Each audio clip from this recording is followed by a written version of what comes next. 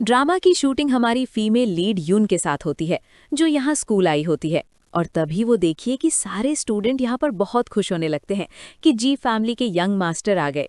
फिर वो लोग जैसे ही कार से निकल रहे होते हैं तो यहाँ लड़कियां उन्हें देखकर बातें कर रही होती हैं कि ये जी फैमिली का सबसे बड़ा यंग मास्टर है और इसका नाम जीहान है। ये बहुत ही फेमस बिलियन डॉलर कंपनी का सीईओ है। फिर दूसरा यंग मास्टर, जिसका नाम यान है, वो बहुत ही फेमस एक्टर है। और चौथा वाला यंग मास्टर, जो कि हाई स्कूल का फेमस स्कूल बॉय है। और सबसे छोटा यंग मास्टर जी शाओ, उसका तो वो लोग का नाम नहीं याद आ रहा होता है। और फिर ये चारों यहाँ पर जा रहे होते हैं। सारी लड़कियां उनके लिए पागल हो रही होती है। ये सब देखकर यून को गुस्सा आती है कि हमारी जी फैमिली इतने सालों तक स्कॉलर्स रहे और उनके डिसेंडेंट्स देख लो कितने बेकार बन चुके हैं कि यहाँ पब्लिक में शो ऑफ कर रहे हैं। तभी यून की बातें सुनकर कुछ लड़कियां उसे कहने लग जाती हैं कि तुम इतना ज़्यादा इतराओ मत, तुम इतने गुड लुकिंग हो तो क्या हो गया, इतने रिच यंग मास्टर तुम में कोई इंटरेस्ट नहीं दिखाने वाले और तुम्हारी शादी उनके साथ नहीं होगी, तो सपने देखे फ़ायदा नहीं है। तभी इतने में वो चारों तो यहाँ पर यून के पास आकर उसकी केयर करने में लगे होते हैं। एक यहाँ पर उसके लिए अम्ब्रेला लेकर खड़ा होता है, दूसरा कॉफ़ी और तीसरा यहाँ उसे हवा दे रहा होता है और चौथा उसके लिए पर्स लेकर खड़ा होता है। तभी यून इन चारों को सुना देती है कि अपनी फालतू चीज़ों को लेकर निकलो यहाँ से।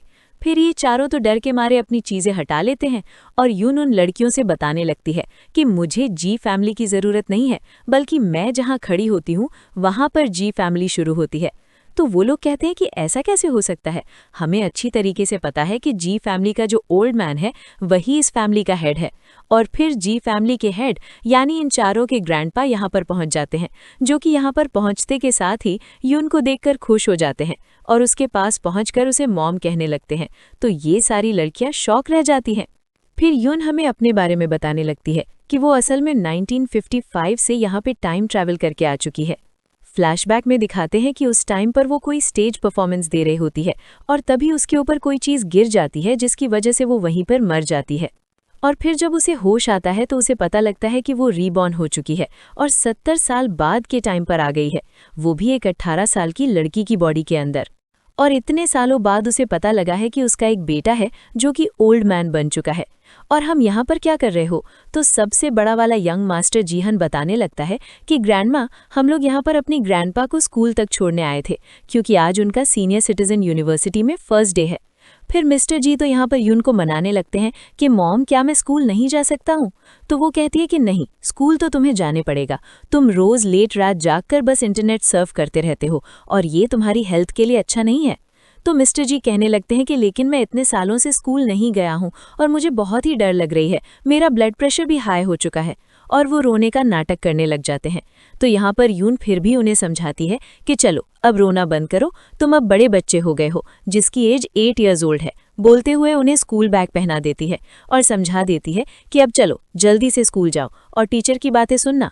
फिर उनके सारे ग्रैंडसन बारी बारी करके उन्हें सलाह देने लग जाते हैं। यान कहने लगता है कि क्लास के टाइम पर आप फाइट मत करने लग जाना। फिर यहाँ पर शाओ कहता है कि आप क्लास में ज़्यादा पानी मत पीना, नहीं तो फिर बार बार टॉयलेट जाओगे, ऐसे फिर पेरेंट टीचर मीटिंग में हमें एम्बैरस होना पड़ेगा। तो फिर ग्रैंडपा को गुस्सा आ जाती है और वो चिल्लाने लगते हैं कि तुम यहाँ मुझे सिखाओगे। तो फिर वो कहता है कि ग्रैंडपा, आप ऐसे मुझे मार नहीं सकते, नहीं तो मैं आपकी मॉम को बता दूंगा और आपको फिर पनिशमेंट मिलेगी। तो फिर वो चुप हो जाते हैं और यहाँ पर जीहन को कॉल आती है कि उसका थर्ड ब्रदर शेन अब अब्रॉड से वापस आ गया है। तो ये सुनते के साथ ही ग्रैंडपा तो सबसे ज़्यादा खुश हो जाते हैं और कहने लगते हैं कि फिर तो आज मैं स्कूल नहीं जाने वाला, अभी चलो हम लोग तुम्हारे थर्ड ब्रदर शेन से मिलने चलेंगे। फिर यूनी उन्हें गुस्से में देखने लगती है तो मिस्टर जी उन्हें समझाते हैं कि मॉम, मैं अपने ग्रैंडसन से 3 सालों से नहीं मिला हूँ और वो इतने सालों बाद तो ग्रैंडपा तो इतने खुश हो जाते हैं कि वो स्कूल बैग जल्दी से यहीं पर ही फेंक कर भाग जाते हैं। फिर इसके बाद यूनी इन चारों ग्रैंडसन और अपने बेटे मिस्टर जी के साथ घर पहुंचती होती है और यहाँ पर वो उसे अपनी थर्ड ग्रैंडसन के बारे में बताने लगते हैं कि मॉम, वो भी आपकी तरह ऐसी साइंटिफिक रिसर्च में लगे रहते हैं और दुनिया के टॉप साइंटिस्ट में से एक है। तो यूनी काफ़ी इम्प्रेस होती है कि फिर तो वो कितना अमेजिंग है। तभी यहाँ मेड्स भी बड़ी खुश होने लग जाती हैं कि थर्ड यंग मास्टर आने वाला है। यूनी ये सुनकर कहती है कि आजकल का ज़माना कितना अच्छा है, जहाँ पर साइंटिस्ट को भी इतना माना जा रहा है। तो जीहन कहने लगता है कि ग्रैंडमा, ऐसी बात नहीं है कि वो साइंटिस्ट है इसीलिए यहाँ पर लोग उसे देखना चाह रहे, बल्कि इसलिए क्योंकि वो बहुत ही हैंडसम है और वो तो हमारी फैमिली का लिटिल प्रिंस माना जाता है। फिर यहाँ पर हम शैन को देखते होते हैं, जो कि जब जाते हुए एक मेड को गिरते हुए देखता है तो उसे बचा लेता है और उसकी तारीफ करने लगता है। तो वो कहती है कि मैं तो आखिर कितनी ओल्ड हो चुकी हूँ। तो शैन कहता है कि ऐसी बात नहीं है, सारी विमेन अपने आप में बहुत ही ब्यूटीफुल होती हैं। तो ये मेड भी यहाँ पर शेन को बस दिखती रह जाती है और यहाँ पर जी हन युन को बता रहा होता है कि सारी वुमेन उससे बहुत ही ऑब्सेस्ड रहती है। जी हन कहने लगता है कि थर्ड ब्रदर इतना बड़ा जेंटलमैन है कि मुझे तो उससे जेलसी के मारे बहुत ही नफरत होती है। तो युन पूछती है कि तुम्हें क्यों नफरत हो रही है? तो वो कहता है कि शायद इसलिए क्योंकि मैं उनकी तरह इतना बड़ा प्लेबॉय नहीं बन सकता। तो यू उसे बताने लगता है कि वो तुम इसलिए नहीं बन सकते क्योंकि प्लेबॉय बनने के लिए भी हैंडसम होने की रिक्वायरमेंट है, जो कि तुम्हारे पास नहीं है। तभी ग्रैंडपा चिल्लाते हैं कि फाइट करना बंद करो, देखो अभी चल के हमें तुम लोगों के थर्ड ब्रदर को ढूंढना होगा, क्योंकि उसकी आदत है बस लड़कियों के साथ फ्लर्टिंग करते रहने की। अगर वो ऐसी करता रहेगा तो कभी वो प्रॉब्लम में पड़ जाएगा और उसके सर पे चोट आएगी। तो जी चाओ कहता है कि ग्रैंडपा ऐसा कैसे हो सकता है, आज का जमाना सब लॉ के हिसाब से चलता है, कोई ऐसा कैसे करेगा। फिर लोग जब अंदर से मिलने पहुंचते हैं तो सामने एक सोल्जर खड़ा होता है और युन पूछती है कि क्या यही थर्ड ग्रेड कैंसर है। तो जी चाओ कहने लगता है और फिर ये लोग यहाँ पर डॉक्टर को बुलाते हैं शेन का चेकअप करवाने के लिए, और वो यहाँ पर शेन का चेकअप करने के बाद इन लोगों को बताते हैं कि सच में उसके सर में चोट आने की वजह से उसका आईक्यू लेवल अब 5 साल के बच्चे वाला हो गया है और शायद अब ये पूरी जिंदगी भर ऐसे ही रहेगा। तो फिर ये सुनते के साथ ही ग्रैंडपा को तो बहुत ही शौक लगता है और वो अपसेट पूछाते हैं कि क्या मेरा थर्ड ग्रैंडसन ऐसे ही रहने वाला है। तभी यहाँ पर यून उनसे कहती है कि तुम ऐसे रो मत, सब ठीक हो जाएगा। तो फिर मिस्टर जी कहते हैं कि मॉम आप तो शांत रह सकती हैं लेकिन मैं नहीं रह पाऊंगा। तो यून कहती है कि तुम फिक्र मत करो, मैं उसका ट्रीटमेंट करके उसे 49 दिनों में ठीक कर दूंगी। तो फिर डॉक्टर कहने लगता है कि छोटी लड़की तुम क्या बकवास कर रही हो, ये मैं बोला ना नहीं ठीक हो सकता है। अभी यहाँ ग्रैंडपा तो खुश हो जाते हैं कि चलो अब मेरा ग्रैंडसन बच गया। तो डॉक्टर उनसे कहने लगते हैं कि मिस्टर जी क्या आप पागल हो गए हो, आप यहाँ पर एक छोटी सी लड़की पर बिलीव कर रहे हो, आपको मेरी बात माननी चाहिए। डॉक्टर मैं एक्सपर्ट रह चुकी है तो अब तो शेन तो ठीक होने वाला है। ये सभी बड़े हैप्पी हो जाते हैं। इतने में यहाँ पर शेन बच्चों वाली कार चलाते हुए आता है, वो अपने मुंह में फूल रखकर आया होता है और स्टाइल मारते हुए फिर वो यून को देने लगता है और कहता है कि ब्यूटीफुल सिस्टर ये मेरी तरफ से तुम्हारे लिए। तो ग्रैंडपा बहुत ही गुस्सा हो जाता है और कहते हैं कि यहाँ तुम स्टूपिड हो चुकी है और फिर भी तुम्हारी फ्लर्टिंग की आदत गई नहीं है, और वो उसका फूल भी फेंक देते हैं और कहने लगते हैं कि तुम्हारी ग्रेट ग्रैंडमा है, थोड़ा सा तो रिस्पेक्ट से बात करो। तो शेन फिर अपने फूल देने की वजह से रोने लगता है और फिर वो तुरंत ही दूसरा फूल निकालकर यून को देने लगता है और कहता है कि ब्यूटीफुल सिस्टर तुम्हें जितने चाहिए मैं तो तुम्हें उतने लाकर दे सकता हूँ। तो जी शाओ और ग्रैंडपा तो बस देखते रह जाते कि सच में ये फ्लर्टिंग करने में इतना एक्सपर्ट है कि इसकी याददाश्त जाने में भी इसकी आदत नहीं गई। तो ग्रैंडपा कहते हैं कि ये सब फ्लर्टिंग वाली अच्छी आज़ादा फ्रेंड हो। तो वो हाँ बोलती है और रोते हुए कहने लगती है कि शेन पागल भी हो गया तो क्या हुआ, मैं अभी भी उससे प्यार करने वाली हूँ। फिर लिली जल्दी से शेन के पास जाकर उसे कहने लगती है कि तुम फिक्र मत करो, मैं तुम्हारा ख्याल रखूंगी। तो वो कहता है कि चुप हो जाओ, तुम्हारी बातों से मेरे कान दुख रहे हैं। तो लिली कहती है कि तुम आखिर मुझसे कैसे बात कर रहे हो। तो शेन तो यहाँ पर इस लड़की को अपनी गर्लफ्रेंड मानने से तैयार कर रहा होता है। तो जी शाओ कहने लगता है कि भाई तुम कितने बड़े चीटर हो, हाँ अपने बच्चे तक को भी ऐसे छोड़ दे रहे हो। तो शेन तो यहाँ पर खुद ही बच्चों वाली हरकतें करते हुए टीवी कार्टून देखने के लिए भागकर चला जाता है। फिर ग्रैंडपा उस बारे में यून से पूछते हैं कि मॉम आखिर अब हम क्या करें। तो फिर यून तो यहाँ पर इस लड़की को अच्छे से ऑब्जर्व करने के बाद बताने लगती है कि मुझे लगता है कि तुम झूठ कह रही हो।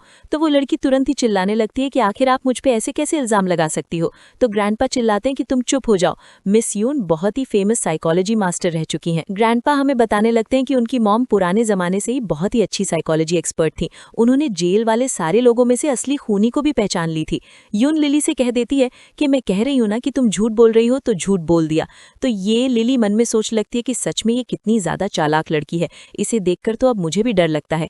फिर वो मान लेती है कि हाँ मैंने झूठ बोली हूँ, लेकिन बस यही झूठ बोली हूँ कि वो मुझे अपने पेरेंट्स से मिलवाना चाह रहा था, लेकिन ये बात मैंने बिल्कुल सच बोली हूँ कि ये बच्चा सच में उसका है।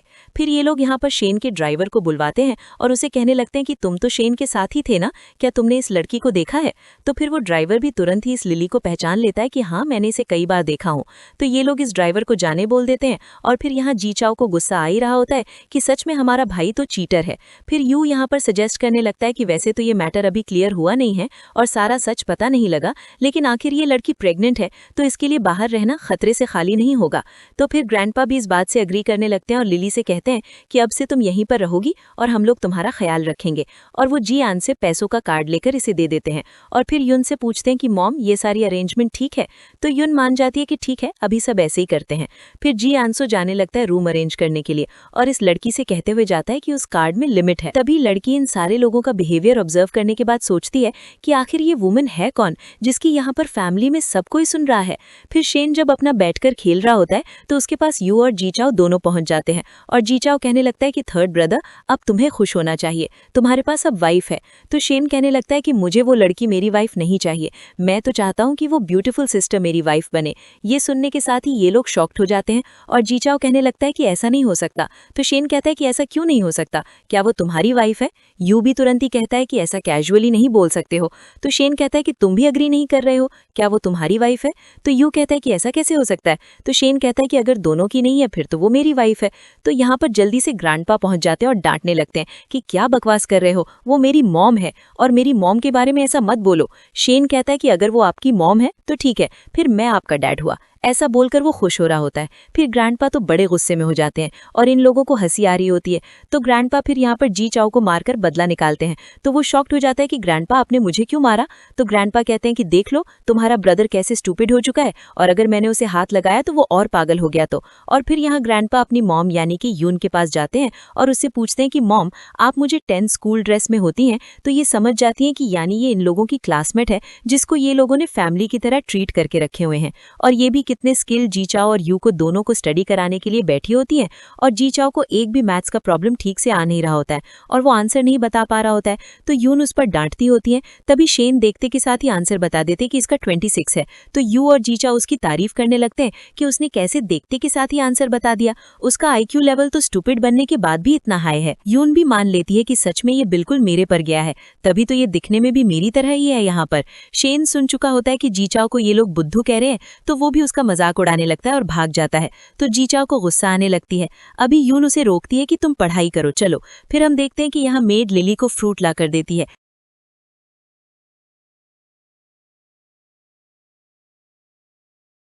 तो फ्रूट खाते ही लिली कहने लगती है कि चलो अब ठीक है, लेकिन अब मुझे गर्मी लग रही है तो तुम मुझे हवा करो। तो वो मेड एसी चालू करने लग जाती है। तो लिली उसे चिल्लाती है कि तुम ये जानबूझकर कर रही हो, तुम्हें दिख नहीं रहा है मैं प्रेग्नेंट हूँ, चलो मुझे हाथ से हवा करो। फिर ये मेड उसे हवा देने लग जाती है। तो लिली कह देती है कि नी लाउंड होकर हवा करो, मुझे ठीक से हवा नहीं लग रही है। उस मेड की पैर में चोट भी होती है तो भी उसे नी लाउंड करने के लिए बोल रही होती है। तो फिर वो मेड यहाँ नी लाउंड करते वक्त नीचे गिर जाती है। तभी इतने में शेन यहाँ पर पहुंच जाता है और वो ये सब देखते हुए उस लड़की को चिल्लाने लगता है कि तुम कितनी ज्यादा खराब हो। और वो यहाँ अपनी टॉय वाली बंदूक से उसे यहाँ परेशान करने लगता है। तभी इतने में इसका ड्राइवर यहाँ पर पहुंच जाता है और लिली उससे कहती है कि ये देखो कैसे सर्वेंट के सामने मेरी बंदूक। फिर ये डर के मारे वैसे रिपीट करता है कि ठीक है मैं खुद से खेल रहा था, खुद से गिरा। तो ड्राइवर कहता है कि हाँ बहुत ही अच्छे बच्चे, अब मैं तुम्हें बाद में और कैंडी दूंगा। फिर वो इसे सबके सामने ले आता है और कहता है कि देखो मिस्टर शेन, चुप हो गए। फिर उसके चुप होने के बाद यून और बाकी सभी उससे पूछने लगते हैं कि आखिर क्या हुआ था, उसे चोट कैसे लगी। तो फिर यहाँ पर वो ड्राइवर के कहने पर मैं खुद से गिर गया था, और ऐसा इसलिए बोलता है क्योंकि वो वहीं पर ही खड़े होकर उसे डरा रहा होता है। पर फिर शेन जल्दी से बता देता है कि ऐसा इसने मुझे बोलने को बोला जबकि इसने मुझे खुद मारा है। और फिर वो डर के मारे जल्दी से यून के पास आकर बैठ जाता है। ड्राइवर कहने लगता है कि ये स्टूपिड हो गया है, ये कुछ भी कह रहा है डर के मारे। तो शेन कहता है कि ये बुरा आदमी है, मैं इसके साथ नहीं खेलूंगा, इसने मुझे मारा है। तो यून कहती है कि तुम अच्छे बच्चे हो ना, जाओ अभी कार्टून देखो। तो फिर शेन जाते हुए उसे फ्लावर देकर जाते हैं और फिर यून इस ड्राइवर को अपने पास आने के लिए बोलती है। फिर सीधा उसे एक जोरदार थप्पड़ मारकर नीचे गिरा देती है और उसके ऊपर पैर रखकर चिल्लाती है कि तुम्हारी इतनी हिम्मत हो गई। तो फिर ये लिली तुरंत ही उसकी साइड लेते हुए कहने लगती है कि आखिर तुम कितनी एरोगेंट हो जो यहाँ ड्राइवर के साथ ऐसा कर रही हो, इतने सालों से जी फैमिली के लिए काम कर रहे हो। और वो जीशो और यू से कहने लगती है कि माना कि आप दोनों इसे बड़ा लाइक करते हो, लेकिन ये आप दोनों को फूल बना रही है और अपनी मर्जी चला रही है, ऐसा आप लोग कैसे चलने दे सकते हो। तो दोनों इसे चिल्लाते हैं कि तुम अपना मुंह बंद रखो, तुम होती कौन हो ऐसा बोलने वाली। यून तो यहाँ पर इस ड्राइवर को अच्छे से पैर से दबाकर सबक सिखा रही होती है। तो ये लिली कहने लगती है कि मिस्टर जी ने मुझे अपनी ग्रैंड डॉटर इन लॉ के तौर पर मान चुके हैं और उन्होंने मुझे ये कार्ड भी दिया है और यही इस बात का प्रूफ है। तो फिर यून तुरंत ही एक पैर मारकर उसका कार्ड भी गिरा देती है और कहती है कि ये तुम्हें गलती से दे दिया गया था और अब तो ये भी नहीं मिलेगा। तो फिर लिली कहती कि रुको मैं अभी जाकर मिस्टर जी को बताकर आती हूँ। अभी इतने में ग्रैंडपा खुद ही पहुंच जाते हैं और कहते हैं कि मुझ तक पहुंचने की ज़रूरत ही नहीं है। और यहाँ पर फिर यून अपने बेटे मिस्टर जी को चिल्लाने लगती है कि तुम इस तरीके से फैमिली को हैंडल कर रहे हो। तुमने फैमिली में ऐसा बंदा रखा हुआ है काम करने को जिसके अंदर बिल्कुल भी मैनर्स नहीं है और वो इतना ख़राब है। तो लिली यहाँ पर चिल्लाने लगती है कि मिस्टर जी देख लो ये लड़की कितनी ज़्यादा एरोगेंट है और कैसी कैसी बात करती है। इसकी वजह से अब मेरे पेट में बच्चे को भी कितनी तकलीफ हो रही होगी। और वो आखिर आपका ग्रेट ग्रैंडसन है। अगर इस बच्चे को कुछ हो जाएगा तो इसलिए आपको इस लड़की को पनिशमेंट देनी चाहिए। और फिर ये लिली मनी मन सोच रही होती है कि देखना अब तुम्हें कैसे यहाँ से निकाला जाएगा।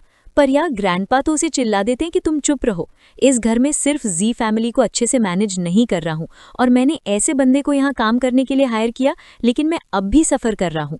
और फिर वो इस बंदे को यहाँ से लेकर जाने के लिए बोलते हैं। गार्ड जैसे ही इस ड्राइवर को बाहर लेकर जा रहे होते हैं तो जल्दी से जीशाओ और यू पीछे जाते हैं और जीशाओ तुरंत ही इसे एक पैर से जोर से मारता है और चिल्लाता है कि तुम्हारी इतनी हिम्मत हुई कि तुमने मेरे भाई को बुली किया। तो फिर इसका भाई यूं खुश होकर इससे थम्स अप दिखाने लगता है कि उसने बिल्कुल सही किक मारा। और फिर यूं यहाँ पर इस लेडी के पास बढ़ती है और कहती है कि अब तुम्हारी बारी है। तुम्हारे ही सामने शैन को ऐसे बुली किया जा रहा था और तुम उसकी साइड लेने के बजाय उस ड्राइवर की साइड ले। सच सच बताओ ये बच्चा सच में शैन का है या नहीं।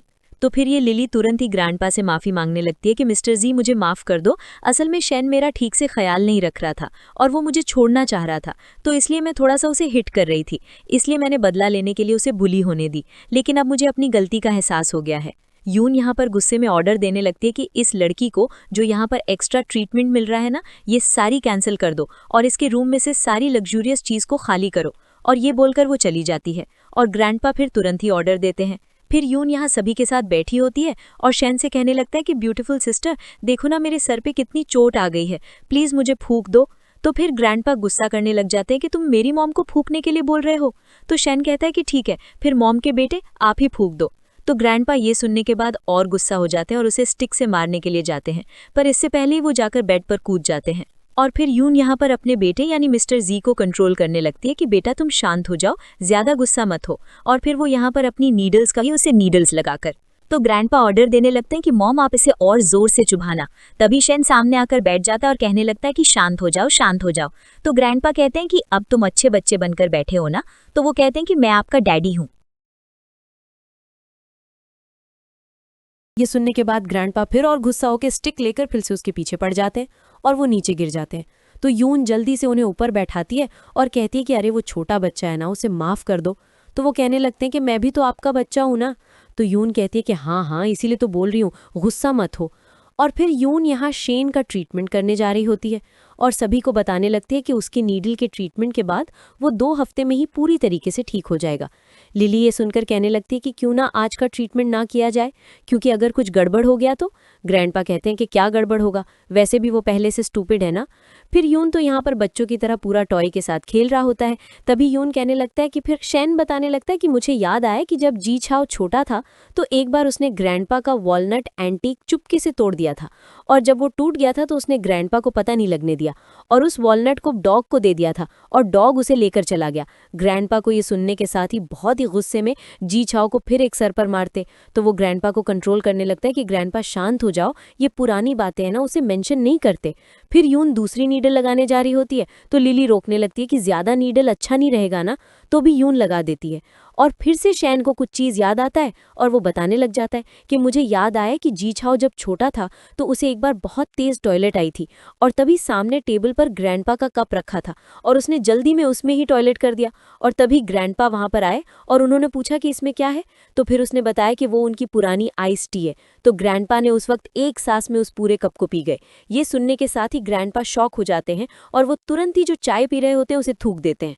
और यहाँ पर जियान को भी घिन आ रही होती है और फिर ग्रैंडपा गुस्से में जी छाओ को मारने के पीछे पड़ जाते हैं। तो वो कहता है कि ग्रैंडपा शांत हो जाओ, ये भी पुरानी बातें हैं। फिर यून फिर से शैन को एक और नीडल लगाती है तो शैन को और भी कुछ याद आता है।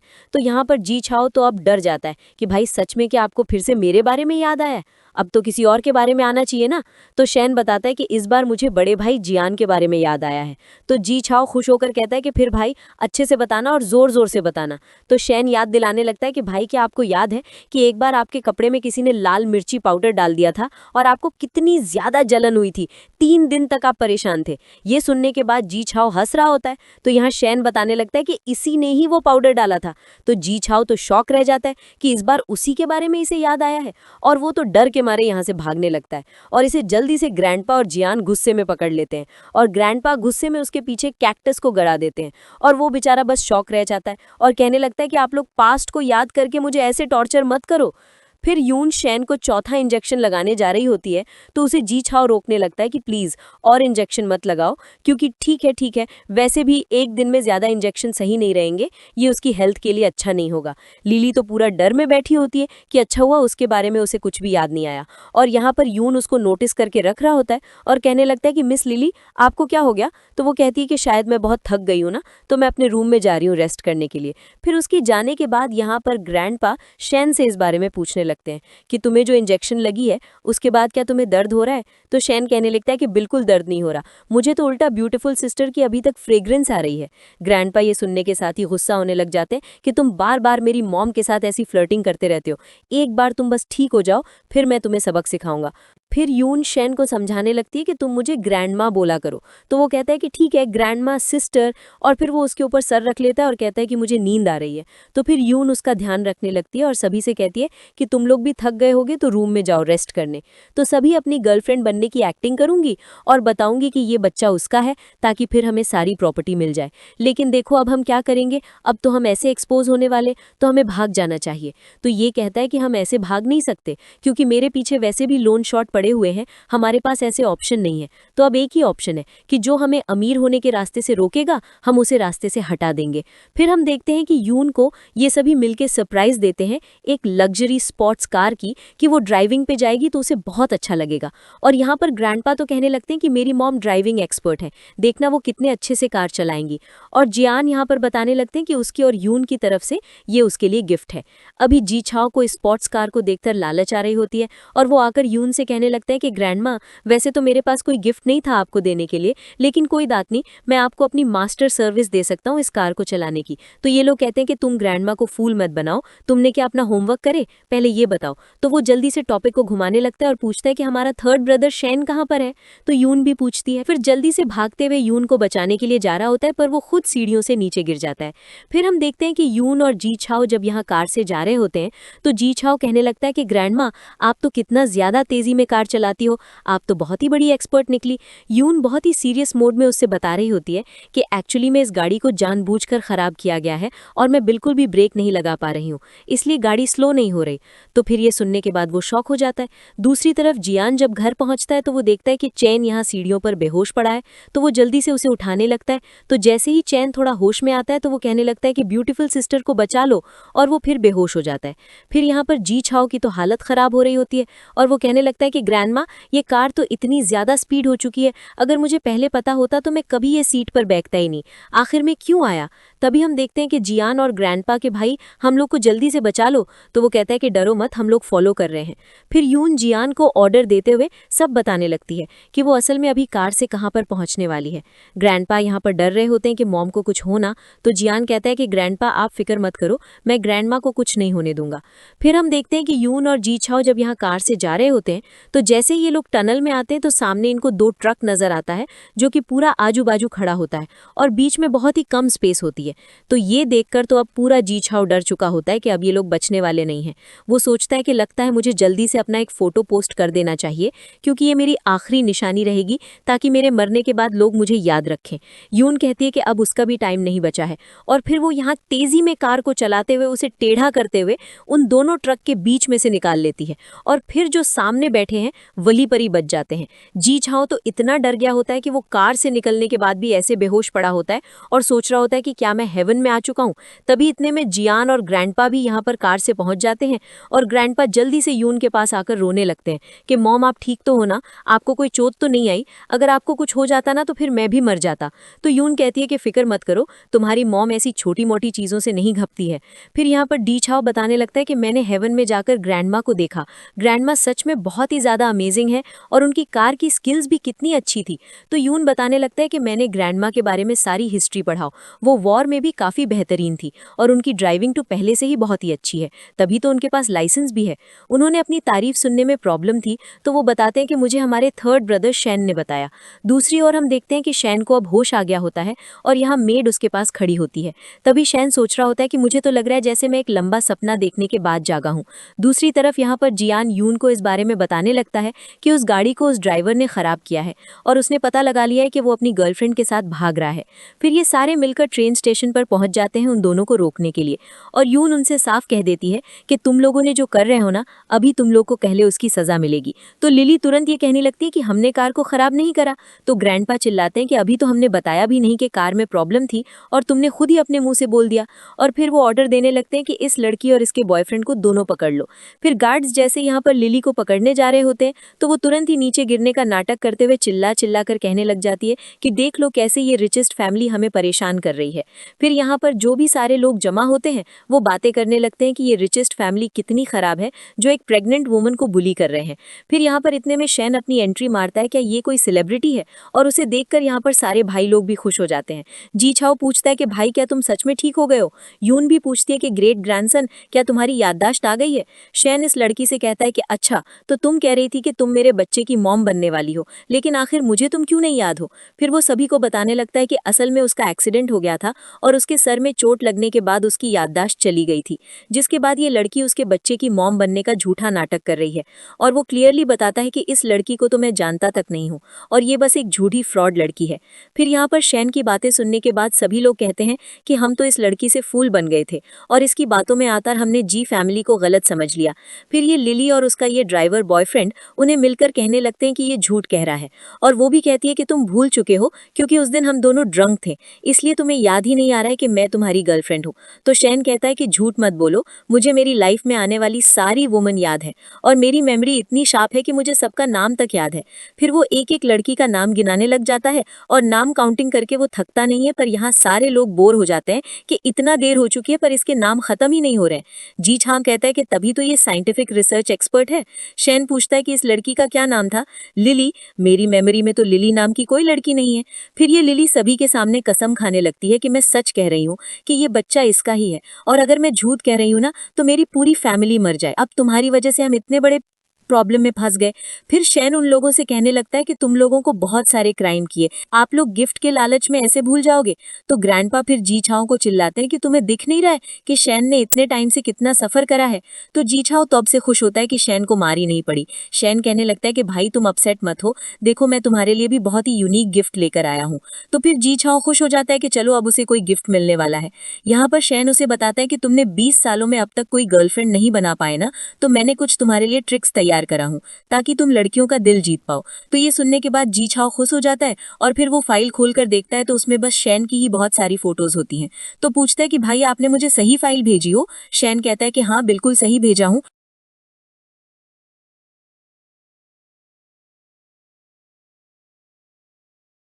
क्योंकि लड़कियों को पटाने के लिए ना सिर्फ एक ही चीज जरूरी है और वो तुम्हारा हैंडसम फेस होना चाहिए। तो यहाँ पर जीशा वो गुस्से होने लग जाता है और फिर बाकी भाइयों से पकड़ते हैं शैन को मारने से। और यहाँ शैन पर यून से कहने लगता है कि ग्रैंड माँ, मैं इतने टाइम से बीमार था और कितना टाइम मेरा वेस्ट हो चुका है, तो अब मैं जा रहा हूँ अपनी कंपनी के काम में बिजी होने के लिए। तो यून खुश होती है कि चलो तुम कुछ तो समझदार हो। जाते जाते भी शैन यहाँ पर यून को रोज़ लेकर जाता है तो वो एक्सेप्ट कर लेती है। और फिर जब यहाँ से शैन चला जाता है तो सभी लोग उसे बाय कर रहे होते हैं। तभी यून यहाँ पर ग्रैंडपा से कहने लग जाती है कि बेटा अब तुम्हारी बारी है। तुमने कहा था कि तुम अपने थर्ड ग्रैंडसन से मिलना चाहते हो, लेकिन अब मिल चुके हो ना, तो अब तुम स्कूल जाने के लिए कोई भी बहाने नहीं बना सकते। अब कल तुम्हें स्कूल जाना ही पड़ेगा। तो बेचारे ग्रैंडपा फिर अपसेट होकर यहाँ पर दुखी वाला गाना गाते हुए जाने लगते हैं। फिर यून सुबह होने के बाद यहाँ ग्रैंडपा के रूम में आ जाती है और पर्दा खोलती हुई और नीचे कहने लगती है कि चलो बेटा जाग जाओ, अभी तुम्हें स्कूल जाना है। तो फिर ग्रैंडपा तो जानबूझकर यहाँ पर बीमार होने का नाटक करने लगते हैं और कहते हैं कि मॉम आज मेरा पेट बहुत दुख रहा है, मैं आज लगता है स्कूल नहीं जा पाऊंगा। यून फिर याद कर रही होती है कि पुराने टाइम में भी जब वो छोटे थे तभी भी ऐसा करते थे। और यून फिर यहाँ पर कहती है कि मैं 3 तक काउंट कर रही हूँ, तैयार हो जाते हैं स्कूल जाने के लिए। यून उन्हें बाहर तक छोड़ने जाती है और कहती है और वो जल्दी से बाहर आकर कहने लगता है कि आखिर मेरे स्कोर्स का लेना देना मेरे ग्रैंडपा के साथ तुम क्यों कर रहे हो? वैसे भी मैं एक ख़राब स्टूडेंट अपनी मर्जी से हूँ, और अगर मेरे अंदर कोई एबिलिटी होती तो सभी लोग मुझे बिना एबिलिटी वाला नहीं बोलते। और वो अपनी बुराई करने लगता है। तो यहाँ पर मिस्टर जो तो हंसने लग जाता है और यहाँ ग्रैंडपा उसे चुप कराते हैं। फिर यून जीशाओ के लिए पूरी गारंटी देने लगती है कि उसे पूरा यकीन है कि जीशाओ एक अच्छी यूनिवर्सिटी में एडमिशन ले पाएगा। तो यहाँ मिस्टर जो को फिर भी यकीन नहीं आ रहा था और वो हंसने लगते हैं। तभी ग्रैंडपा ये सबसे परेशान हो जाते हैं और कहते हैं कि मुझे वैसे भी स्कूल के लिए थोड़ा मैं जा रहा हूँ। तो यून कहता है कि तुम क्या बोल रहे हो, तुम इतने बड़े हो गए और स्कूल जा रहे हो? तो फिर यून कहती है कि इसमें हंसने वाली कौन सी बात है, तुम्हें अपने स्कोर याद हैं? हाई स्कूल में तुमने कितने गंदे स्कोर लाए थे। और वो उनके सारे स्कोर गिनाते हुए उनका मजाक उड़ा रही होती है। तो फिर मिस्टर जो तो शॉक हो जाते हैं कि तुम्हें मेरे मार्क्स कैसे पता। और फिर उनकी यहाँ पर ईगो पर आ जाती है बात। तो वो चैलेंज करने लगते हैं कि मैं भी स्कूल जाऊंगा और तुमसे ज्यादा स्कोर लेकर आऊंगा। और फिर ग्रैंडपा अपने फ्रेंड के साथ स्कूल जाने के लिए निकल जाते हैं। और यहाँ पर ये सारी चीजें यू समझ जाता है और वो कहने लगता है कि ग्रैंडमा, मैं समझ गया, आपने ग्रैंडपा को स्कूल जाने के लिए मोटिवेट करने के लिए उनके फ्रेंड को यहाँ पर बुलाया है और उनको ये सारी बातें सुनाई ताकि ग्रैंडपा को साथ ही मिल सके स्कूल जाने के लिए और वो इनकरेज हो सके। फिर यून जीशाओ से कहती है कि तुम्हारे ग्रैंडपा की स्कूल जाने की प्रॉब्लम तो मैंने सॉल्व कर दी हूँ, तो अब तुम्हारी बारी है। और वो उसका कान पकड़कर उसे स्कूल लेकर जाने के लिए निकलती है। फिर ये तीनों जब स्कूल पहुंचते हैं तो यून जीशाओ से कहने लगती है कि अब कॉलेज एंट्रेंस एग्जामिनेशन को पूरे 50 डेज बचे हैं, तो बताओ तुम्हें अब कैसा फील हो रहा है? तो वो कहता है कि मेरे तो दर्द भरे दिन शुरू हो गए। तो यून इसे चिल्लाने लगता है कि तुम्हें दिख नहीं रहा है, ग्रैंडमा तुम्हें मोटिवेट कर रहे हैं, तो थोड़ा तो मोटिवेट हो जाओ। और वो उसे कुछ टेस्ट पेपर पकड़ता है और कहता है कि अब तुम ही ये सारे टेस्ट पेपर को सॉल्व करते बैठोगे और जब तक हो नहीं जाता तब तक तुम न खाओगे न सोओगे, समझ गए? तो जीशाओ सोचता है कि इन लोगों ने तो मेरे पास कोई ऑप्शन ही नहीं छोड़े। फिर वो तेजी में यहाँ से भाग जाता है और उसकी ऐसी भागने की स्पीड देखकर यून तो खुश हो जाती है और समझ जाती है कि अब उसे क्या करना चाहिए। फिर वो उसको रनिंग रेस के लिए भेजती है जिसमें वो फिर जीत जाता है और उसे गोल्ड अवार्ड मिलता है। और इसके बाद यहाँ पर जीशाओ तभी यू इस बारे में यून को बताने लगता है कि ग्रैंडमा, आपको पता है, मुझे तो ग्रैंडपा के ऊपर कुछ शक हो रहा है। आजकल वो बहुत ही अजीब हरकतें करते हैं। स्कूल से आने के बाद वो घर आते हैं और बहुत सी परफ्यूम लगाने के बाद जाते हैं। तो मुझे तो लगता है कि उनकी कोई स्कूल में क्रश बन गई है। तो यून भी कहती है कि तुम लोग सही कह रहे हो, मुझे भी अब शक हो रहा है। फिर ये लोग प्लान बनाकर चुपके से ग्रैंडपा का पीछा करते हुए देखने के लिए जाते हैं कि आखिर वो स्कूल से आने के बाद परफ्यूम लगाकर जाते कहाँ पर है। और फिर ये लोग चुपके से मिलकर यहाँ पर ग्लासेस लगाकर अपना मुंह छुपाते हुए ग्रैंडपा के ऊपर नजर रख रहे होते हैं और देख रहे होते हैं कि कैसे वो यहाँ पर किसी लेडी से मिलने गए और जो कि कोई उनकी क्लासमेट है। वो उसे यहाँ कॉफ़ी दे रहे होते हैं और कहते हैं कि मुझे ये सब बिल्कुल समझ नहीं आ रहा है, तो तुम मेरी हेल्प करोगी? तो फिर वो उनकी हेल्प कर रही होती है और ग्रैंडपा तो उस लड़की को देखने में बिजी होते हैं और यहाँ पर ये तीनों उनके ऊपर नजर रखे होते हैं। और जीशाओ कहने लगता है कि यहाँ मुझे मेरी फर्स्ट लव मिली नहीं और इन ओल्ड मैन को पहले मिल गई। यू पूछता है कि ग्रैंडमा, आप इस बारे में क्या सोचती हो? तो यून कहती है कि ग्रैंडपा बताने से शर्मा रहे होते हैं। तो जीशाओ कहने लगता है कि मैं बताता हूँ, जरूर कुछ ऐसा हुआ होगा। ग्रैंडपा को अपनी सीनियर सिटीजन यूनिवर्सिटी में F4 का ओल्ड बॉय ग्रुप मिल गया होगा। फिर हम वो इमेजिनरी स्टोरी देखने लगते हैं जिसमें ग्रैंडपा हीरो होते हैं और उनके तीनों फ्रेंड यहाँ पर स्कूल के फेमस F4 ग्रुप होते हैं जिसे सब कोई बहुत ही डरता है। और वो लोग क्योंकि बहुत ही रिच फैमिली से बिलोंग करते हैं, स्कूल का प्रिंसिपल भी वहाँ उनसे डर रहा होता है और उनके शूज साफ करने लगता है और सॉरी कहता है। तो फिर यहाँ पर जो ग्रैंडपा, जो कि हीरो हैं इस स्टोरी के, वो कहते हैं कि अगर सॉरी से काम हो जाता तो पुलिस की क्या जरूरत होती, और वो उसके ऊपर पानी डालने जा रहे होते हैं। पर तभी हीरोइन की एंट्री होती है, यानी कि ये ग्रैंडपा की वही क्रश थी जिनका नाम रुआन है। वो तुरंत ही भागते हुए आती है और प्रिंसिपल को बचाने के लिए प्यार में पागल हो जाते हैं और फिर दोनों यहाँ होटल में टाइम स्पेंड करते हैं। जिसके बाद ग्रैंडपा को पता लगता है कि उस लड़की की शादी पहले से हुई थी, तो फिर वो उसको शादी वाले दिन ही उसके फियांसे को छीन ले जाते हैं और उसे उठाकर सभी के सामने लेकर चले जाते हैं। और फिर इस तरीके से ड्रामा की प्यारी सी हैप्पी एंडिंग हो जाती है। अब ये सारी स्टोरी सुनने के बाद यून यहाँ पर शाओ से कहने लगती है कि तुम आखिर रोज रोज क्या देखती रहती हो? तो बताती है कि मैंने बहुत सारे शॉर्ट ड्रामा देखे हैं और ये लो आप भी देखो। तभी जिया ने जल्दी से जाकर अपनी बेटी शाओ से फोन लेता है और कहता है कि तुम्हारे पास ये फोन कैसे आया? मैंने मना किया था ना कि तुम फोन नहीं लोगी। तो बता देती है कि मुझे अंकल जी चाओ ने दिए थे। तो फिर ये लोग उसे फिर मारते हैं और ग्रैंडपा भी यहाँ जी चाओ को थैंक्स कहने लगते हैं कि तुमने तो शाओ को बिगाड़ के रख दिया है और अब वो पढ़ाई करने के बजाय ड्रामा देख रही है। फिर यहाँ पर यू कहने लगता है कि ग्रैंडपा, क्यों ना आप खुद ही अपनी और ग्रैंडमा रुआन की लव स्टोरी सुना दो, मैं हेल्प कर देती। तो वो इसे पसंद करने लग रहे हैं। तो यहाँ पर फिर यून खुश होने लगती है कि इस लड़की के बारे में सुनकर तो लग रहा है कि वो एक अच्छी लड़की है। शाओ पूछती है कि फिर ग्रेट ग्रैंडपा, क्या अब आप डेट कर रहे हो? तो ग्रैंडपा शर्माते हुए कहते हैं कि तुम क्या बात कर रही हो, अभी तो वो बस मेरी क्रश है और हम लोग अभी फ्लर्टिंग करने के स्टेज पर हैं। और मैंने उस लड़की को कन्फेस करने का सोचा, पर अब मेरी हिम्मत ही नहीं हो रही है। तो यून कहने लगती है कि इसमें डरने वाली क्या बात है, हिम्मत करो और उस लड़की को कन्फेस करो। तो फिर ग्रैंडपा तो खुश हो जाते हैं और कहते हैं कि मॉम, क्या आप सच कह रही हो? मॉम, क्यों ना आप भी प्लीज मेरे साथ चलो ना उस लड़की से मिलने के लिए, और आप ही मेरी हेल्प कर दो।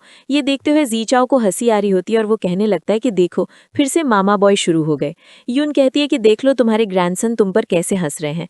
तो फिर ग्रैंडपा फिर यहाँ जीचाओ को गुस्से में देखते हैं और उसे चुप करा देते हैं और कहने लगते हैं कि मॉम, मुझे कोई फर्क नहीं पड़ता है, आपको मेरे साथ चलना होगा। तो फिर यून उसे समझाती है कि ये तुम्हारी लाइफ का इतना इंपॉर्टेंट मोमेंट है और देखो, चाहे रिजेक्ट हो या फिर एक्सेप्ट हो, तुम्हें सब चीज़ों को अच्छे से लेना होगा। यून ने एक नेकलेस देखी और बताती है कि ये तुम्हारे डैड ने मुझे गिफ्ट करा था, तो ये नो तुम जाकर उसी को गिफ्ट कर देना। तो ग्रैंडपा तो यहाँ इमोशनल हो जाते हैं और ये देखकर जीचाओ कहने लगता है कि ग्रैंडपा तो सच में कितने बेबी हैं, इन्हें देखकर तो मुझे लगता है कि ये रिजेक्ट ही होंगे।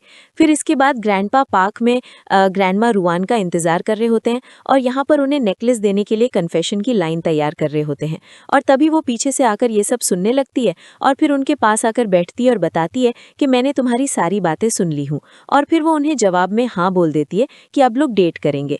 ग्रैंडपा बहुत ही खुश हो जाते हैं और जल्दी से उन्हें हाथ पकड़कर लेकर जाते हैं और फिर ये लोग अपना डेट पर साइकिल चलाते हुए घूमने जाते हैं। और ये सब देखकर यून भी खुश होती है।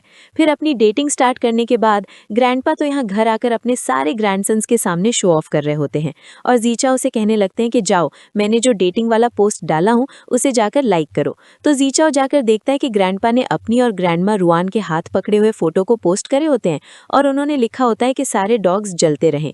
तो यहाँ पर जीचाओ पूछता है कि ग्रैंडपा, आप डॉग किसे बोल रहे हैं? तो ग्रैंडपा कहते हैं कि वही जो हमेशा मुझसे जेलस होता है। तभी यहाँ पर ग्रैंडपा का वही फ्रेंड मिस्टर जो पहुंच जाता है और वो चिल्लाने लगता है कि तुमने मेरी गर्लफ्रेंड को मुझसे छीना हो। तो फिर ग्रैंडपा उसे चिल्लाते हैं कि तुम क्या बकवास कर रहे हो, मैंने कब तुम्हारी गर्लफ्रेंड को छीना? तो फिर मिस्टर जो बताने लगते हैं। ये पहुंच जाती है और वो यहाँ मिस्टर जो को चिल्लाने लगती है। तो यून से तो फिर वो भी डर जाता है और तुरंत ही उसकी बात सुनकर बैठ जाता है। यून उससे पूछने लगती है कि तुम क्या बकवास कर रहे हो कि इसने तुम्हारी गर्लफ्रेंड को छीना, क्या तुम्हारे पास कोई एविडेंस है? तो फिर मिस्टर जो कहने लगता है कि मेरे पास अच्छी एविडेंस है, मैं बिना एविडेंस के थोड़ी ना आया हूँ यहाँ पर। वो अपने फ़ोन का मैसेज दिखाने लगता है कि उसने रुआन को मैसेज करा था और पूछा था कि क्या तुम मेरी गर्लफ्रेंड बनोगी? तो उसने उसे मैसेज करके बोली थी कि हाँ बनूंगी, लेकिन तुम्हें मुझे ये ब्रेसलेट गिफ्ट करना होगा। तो फिर मिस्टर जो उसे ब्रेसलेट भी गिफ्ट कर चुके थे। अब यहाँ ये मैसेज देखकर वो कहने लगते हैं कि देख लिया, रुआन सच में मेरी गर्लफ्रेंड है। तो यहाँ पर ग्रैंडपा बिल्कुल नहीं मानते और कहते हैं कि ऐसे सच में वो नेकलेस अब बिक गया है, तो क्या सच में रुआन ने बेची है? यून कहने लगती है कि ऐसा हो ही नहीं सकता, उसकी महंगी वॉच कहीं रास्ते में गिर गई थी और तभी ग्रैंडमा रुआन ने उसे वॉच उठाकर दी थी। और वो इस बारे में बताती है और कहती है कि देखा, इससे प्रूव होता है कि वो एक अच्छी लड़की है, वो ऐसी पैसों की लालची थोड़ी ना हो सकती है। तो जीशाओ कहता है कि यानी मैंने उन्हें गलत समझा। फिर वो देखते हैं कि उसके ग्रैंडपा तो यहाँ से ऑलरेडी जा चुके हैं। फिर यहाँ पर मिस्टर जो को फिक्र होने लगती है कि उसे रोकना पड़ेगा, वो कहीं रुआन को कुछ करे ना। यहाँ पर हम देखते हैं कि ग्रैंडमा रुआन अपने ग्रैंडसन को ढूंढते हुए यहाँ पहुँचती है और उसे वो नेकलेस वापस करने के लिए बोल रही होती है और बताती है कि वो किसी और का है और उसे उसकी मॉम ने दी थी, इसलिए वो बहुत ही कीमती है। पर इनका ये ग्रैंडसन देने के लिए मान ही नहीं रहा होता है और कहता है कि ग्रैंडमा, आखिर आपको गिफ्ट में मिला है, तो अगर आपके ग्रैंडसन ने ले लिया तो क्या बात हो गई? ग्रैंडमा जिद करने लगती है तो यहाँ पर उनका ग्रैंडसन उन्हें पुश कर देता है। जैसे ही ग्रैंडमा गिरने वाली होती हैं तो तभी जल्दी से ग्रैंडपा जाकर उन्हें गिरने से बचा लेते हैं। फिर ग्रैंडपा यहाँ पर इस लड़के को चिल्लाते हैं कि तुम, चिल्लाने की आवाज़ करते हुए, और एक कैच में उस बॉल को रोक लेती है और उस बॉल को फेंक कर मारती है तो उसे तो लग जाता है और वो सोचता है कि ये लड़की तो कितनी ज्यादा स्ट्रेंथ वाली निकली। यून चिल्लाती है कि तुम्हारी इतनी हिम्मत कि मेरे बच्चे को हाथ लगाओगे। फिर यहाँ पर ग्रैंडमा रुआन ग्रैंडपा से इस बारे में पूछती है कि ये लड़की कौन है, क्या ये तुम्हारी ग्रैंड डॉटर है? ग्रैंडपा कहते हैं कि ये अभी मैं तुम्हें एक्सप्लेन नहीं कर पाऊंगा, लेकिन मैं इतना बता दूं कि वो बहुत ही इंपॉर्टेंट है, वही मेरी शादी डिसाइड करेगी। और फिर वो इस लड़के को चिल्लाते हैं कि मुझे वो नेकलेस वापस कर दो, वो मेरी मॉम का है। तभी इतने में यहाँ पर जीशाओ भी पहुंच जाता है।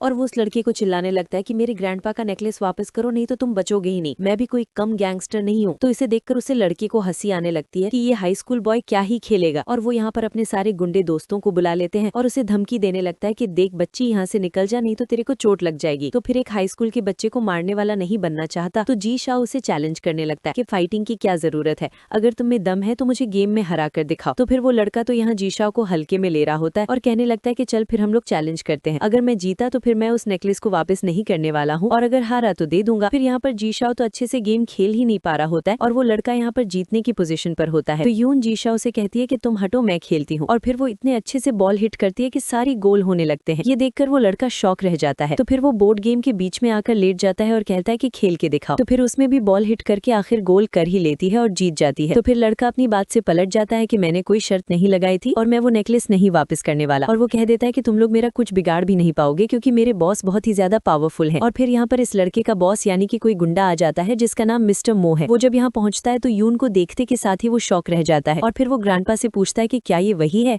और फिर वो यून के सामने अच्छे से रिस्पेक्ट में आकर खड़ा होता है और यून उसे कहती है कि छोटे बच्चे, तुम तो काफी बदल गए। फिर ये मिस्टर मो याद करने लगता है कि जब वो छोटे थे तभी वॉर का टाइम चल रहा था और यहाँ पर बहुत सारे लोगों को खाने की कमी थी और वो भी यहाँ पर भूखे तड़प रहे थे। तभी वहाँ पर यून आई थी और वो सारे लोगों की हेल्प कर रही थी और उन्हें खाना दे रही थी, जिनमें से खत्म होता है। और यून यहाँ पर इस बंदे से खेलने लगती है कि क्या मैंने तुम्हारी इसलिए हेल्प करी थी कि तुम बड़े होने के बाद ऐसे गलत काम करोगे। तभी मिस्टर मो को अपनी गलती का एहसास हो जाता है और वो मान लेते हैं कि अब मैं वापस ये सारे काम नहीं करूंगा, मैं प्रॉमिस करता हूँ। वो अपने उस चेले को भी डांटने लगते हैं और उसे समझा देते हैं कि वो नेकलेस वापस करे। फिर ये ग्रैंडमा रुआन का ग्रैंडसन जल्दी से उनके पास जाता है और उन्हें मनाने लगता है कि सिर्फ आप ही मुझे बचा सकती हो। तभी यून रुआन को इस बारे में समझाने लगती है कि देखो, मैं अच्छे से जानती हूँ कि तुम हमेशा अपनी लाइफ में फंसी हुई हो। वो उसे मोटिवेट करने लगती है कि तुम्हें अब ये सारी चीजों को दूर करना चाहिए और जो तुम करना चाहती हो उसे अपनाना चाहिए। तो ग्रैंडमा रुआन को फिर यून की बातें बिल्कुल सही लगती है और वो यहाँ अपने इस ग्रैंडसन को थप्पड़ मार के कह देती है कि अब वो उसके साथ कोई लेना देना नहीं रखने वाली है। और फिर ग्रैंडमा रुआन यहाँ से कुछ कहे बिना चली जाती है। इसके बाद हम देखते हैं कि ग्रैंडपा यहाँ पर सभी के साथ घर पर होते हैं और तभी डोरबेल बजता है। तो ग्रैंडपा समझ जाते हैं कि जरूर मेरी रुआन आई होगी। वो जल्दी से पहले परफ्यूम लगाने लगते हैं। तो यून समझाती है कि लड़की को ज्यादा वेट मत कराओ, जाओ जल्दी दरवाजा खोलो। तो वो कहते हैं कि हाँ मॉम, और फिर वो जल्दी से जाकर दरवाजा खोलते हैं और यहाँ पर सच में रुआन ही उनसे मिलने आई होती है। और वो कहने लगती है कि मैंने तुम्हारी मॉम की बात सुनने के बाद इस बारे में सब समझ चुकी हूँ कि मैं आखिर अपनी लाइफ में करना क्या चाहती हूँ। वो यहाँ पर ग्रैंडपा को रिजेक्ट कर रही होती है कि वो असल में अपनी लाइफ में अब कोई पार्टनर नहीं चाहती है, बल्कि अपनी लाइफ और कार के पीछे भागते हुए रोने लगते हैं। पर रुआन नहीं रुकती और वो चली जाती है और उन्हें अपसेट देखकर यहाँ पर जी शाओ और यू को भी अच्छा नहीं लगता। और फिर इसके बाद ग्रैंडपा इन लोगों के ऊपर सिर रखकर रो रहे होते हैं। तभी यहाँ पर यून आती है और वो हंसने लगती है। तो ग्रैंडपा कहते हैं कि मॉम, यहाँ मेरे साथ इतना बुरा हो गया, मैं रो रहा हूँ और आपको हंसी आ रही है। तो यून कहती है कि मुझे कुछ हंसी वाली चीजें याद आ गई थी इसलिए मैं हंस रही हूँ। और वो जी शाओ से कहती है कि चलो अपने ग्रैंडपा को हंसाओ। तो जी शाओ कहता है कि ग्रैंडमा, मैं क्या कर सकता हूँ, मुझे तो आज तक प्यार हुआ ही नहीं, तो मुझे नहीं पता कि हार्ट ब्रोकन लोगों को कैसे ठीक किया जाए। यू कहता है कि मेरे पास एक आइडिया है, हम ब्रदर शेन से पूछते हैं। फिर ये लोग शेन को कॉल लगा लेते हैं और उसे वीडियो कॉल पर पूछने लगते हैं कि ब्रदर शेन, आप बताओ, आपने तो इतने टाइम से इतनी सारी लड़कियों को डेट करे हो, तो आपको हार्ट ब्रोकन होने पर कैसा फील होता है और आप अपने आप को कैसे ठीक करते हो। तो शेन कहता है कि मेरा तो कभी हार्ट ब्रेक हुआ ही नहीं, उल्टा मैं दूसरों के हार्ट ब्रेक करता हूँ। तो ग्रैंडपा तो यहाँ पर और रोने लग जाते हैं और कहते हैं कि इसका पहले कॉल कट करो। और वो यून से कहते हैं कि मॉम, अभी भी आप मुझ पर हंस रही हो। तो यून बताने लगती है कि मुझे तुम्हारी लाइफ देखकर इतना हैप्पीनेस फील हो रहा है कि मैंने तुम्हारी लाइफ में सारी चीजें देख पाई, तुम प्यार में भी। तो फिर ग्रैंडपा जाते हैं और यून के ऊपर सर रखकर रोने लगते हैं। तो इन्हें देखकर जी शाओ कहता है कि सच में ग्रैंडपा तो ममा बॉय, और वो यून से कहे जा रहे होते हैं कि मॉम, मुझे सच में रोना आ रहा है। तो वो कहती है कि हाँ रो लो, रोने के बाद तुम हल्का ही फील करोगे। और जब यहाँ पर यून की एंट्री होती है तो वो लोग शॉक रह जाते हैं कि ये 100 ईयर की है। फिर हम देखते हैं कि बर्थडे पार्टी में यहाँ पर यून का फैमिली का कॉन्टैक्ट खत्म हो गया और वो दोनों अलग हो गए। और इवन दो जी चंग तो यून को कितना लाइक भी करा करता था। और फिर यहाँ पर यून के सारे ग्रेट ग्रैंडसन बारी बारी करके उसे बर्थडे गिफ्ट देते हैं और ऐसे उसका अच्छे से बर्थडे सेलिब्रेट हो जाता है। फिर नेक्स्ट सीन में देखते हैं कि ये एग्जाम के रिजल्ट आ चुके होते हैं और जी शाओ ने एग्जाम पास कर लिए होते हैं। तो इसलिए उसके भाई यहाँ पर उसे कॉन्ग्रेचुलेट कर रहे होते हैं और ग्रैंडपा भी यहाँ पर उसे मार मार कर कहने लगते हैं कि मुझे तो यकीन नहीं आ रहा, तुमने सच में एग्जाम में इतना अच्छा किया। तो जी शाओ यहाँ पर शॉक में होता है कि ग्रैंडपा,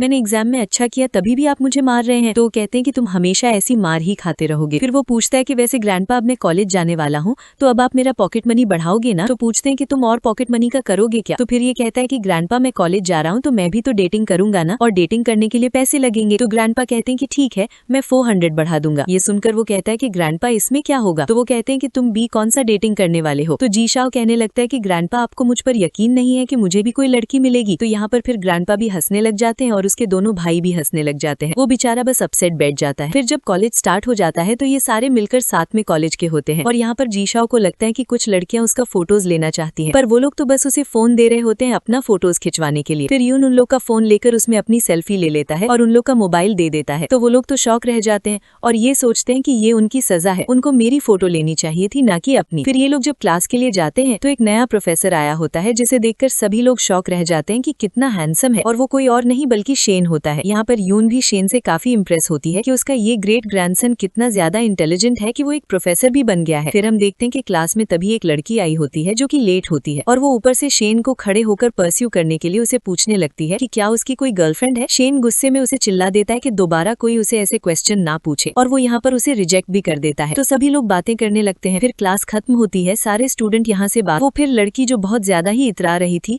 वो यहाँ पर यून से कहने लगती है कि तुम्हें क्या लग रहा है कि तुम्हारे बुलाने पर प्रोफेसर यहाँ पर आ जाएंगे? बिल्कुल नहीं, जब उन्होंने मुझे भाव नहीं दिए थे तो क्या तुम्हें देंगे? पर तभी शेन तो यहाँ पर यून के पास आ चुका होता है और यून उसकी तारीफ करने लगती है कि सच में वो कितना अमेजिंग है, और वो कहती है कि अब मैं मान सकती हूँ कि तुम और मैं बिल्कुल सेम है। फिर शेन कहता है कि चलो ग्रैंडमा चलते हैं। तो बाकी दोनों भी यहाँ पर यून से कहने लगते हैं कि हाँ ग्रैंडमा, और वो सभी मिलकर उसकी केयर करते हुए उसे लेकर जाते हैं। तो ये सारी लड़कियां आपस में बातें करने लगती हैं कि आखिर वो लड़की है कौन जो सारे हैंडसम लड़के उसके पीछे ही लगे हुए हैं। फिर रात में जब सभी घर में साथ में बैठकर बातें कर रहे होते हैं तभी शेन भी घर पर आया होता है। तो ग्रैंडपा उसे पूछने लगते हैं कि तुम कितने ज्यादा बदमाश हो, तुम कॉलेज में प्रोफेसर बन के जाने वाले हो, इस बारे में तुमने हमें पहले क्यों नहीं बताया था? तो वो कहता है कि सभी को सरप्राइज पसंद है और मैं अपनी ग्रेट ग्रैंडमा को सरप्राइज देना चाहता था। और ऐसा बोलकर फिर से वो आंख पर यून को फ्लावर देने लगता है। फिर यून यहाँ पर उसके साइंटिफिक रिसर्च के बारे में बात करने लगती है और वो भी उसके प्रोजेक्ट में थोड़ी बहुत हेल्प करने वाली चीजों के बारे में बता रही होती है। तभी इतने में ग्रैंडपा को यहाँ पर कॉल आता है यून के वो फ्रेंड जी चंग का, जो कि यून से मिलना चाह रहे होते हैं। एक्चुअली में वो काफी अब बीमार है और अब उनका मरने करके वो ये किसे दे, इसलिए वो इस बारे में यून से डिस्कस करने आए होते हैं। यहाँ पर यून उन्हें समझाती है कि उनके एक भी बच्चे अच्छे नहीं है और वो सभी बस प्रॉपर्टी लेने आए और कुछ भी नहीं, और वो कोई प्रॉपर्टी को संभाल भी नहीं पाएंगे। पर मिस्टर जीचंग की एक अडॉप्टेड ग्रैंड डॉटर होती है जो कि यहाँ पर उन्हें कोई मेडिसिन देने आई होती है, और तभी यून उस लड़की को देखते के साथ ही यहाँ पर जीचंग को सजेस्ट करती है कि तुम इस लड़की को अपनी प्रॉपर्टी दो, ये तुम्हारी कंपनी भी अच्छे से संभाल लेगी। फिर जब ये लड़की यहाँ पर आई होती है तो जी शाओ तो बस इसे देखता रह जाता है और फिर यहाँ पर मिस्टर जीचंग अपनी सारी प्रॉपर्टी अपनी अडॉप्टेड ग्रैंड डॉटर को संभालने के ये दे देते हैं और वो कहती है कि मैं आपको निराश नहीं करूंगी। फिर मिस्टर जीचंग का जो लास्ट टाइम होता है वो भी वो यून के साथ ही बिताते हैं और उसके साथ बचपन की बहुत सारी बातें शेयर करते हैं, और फिर यहीं पर यून की मौत हो जाती है। फिर उनकी जो अडॉप्टेड डॉटर लिन होती है वो यहाँ यून से मिलने आया करती है ताकि वो उससे कुछ नॉलेज की चीजें जान सके, क्योंकि यून ने उसे बोली थी कि जैसे उसके ग्रैंडपा ने यहाँ पर उसके बच्चों का ख्याल रखा, उनकी आखिरी इच्छा है कि वो लिन का ख्याल रखे। तो जी शाओ तो अपने भाइयों के साथ मिलकर बहुत खुश हो रहा होता है कि वो लिन यहाँ जरूर मुझे देखने आया करती है, वो मुझे पक्का लाइक करती होगी, और बता देती है कि वो तो असल में मिस यून के लिए यहाँ आया करती है, और वो तो ये भी जान जाती है कि वो कोई नॉर्मल पर्सन नहीं है, और वो ये गेस कर लेती है कि वो तो असल में मिस्टर जी की मॉम है जो कि यहाँ रीबॉर्न हुई है। वे सभी शॉक रह जाते हैं और उसकी तारीफ करते हैं कि वो कितनी इंटेलिजेंट है। वे सब समझ के फिर यहाँ जी शाओ तो रिजेक्ट होने के बाद हार्ट ब्रोकन होकर ग्रैंडपा के साथ मिलकर ड्रिंक कर रहा होता है और गम मना रहा होता है कि दोनों की ही फर्स्ट लव उनसे बिछड़ गई है, और दोनों यहाँ ड्रिंक करते हुए मस्त डांस वगैरह कर रहे होते हैं। फिर मिस्टर जीचंग के फ्यूनरल पर भी यहाँ लिन आई होती है और वो जब यहाँ यून से बातें कर रही होती है तो यून यहाँ पर उसे कहती है कि अब मैं तुम्हारा ख्याल रखूंगी और अब से समझ लूंगी कि तुम मेरी बेटी हो।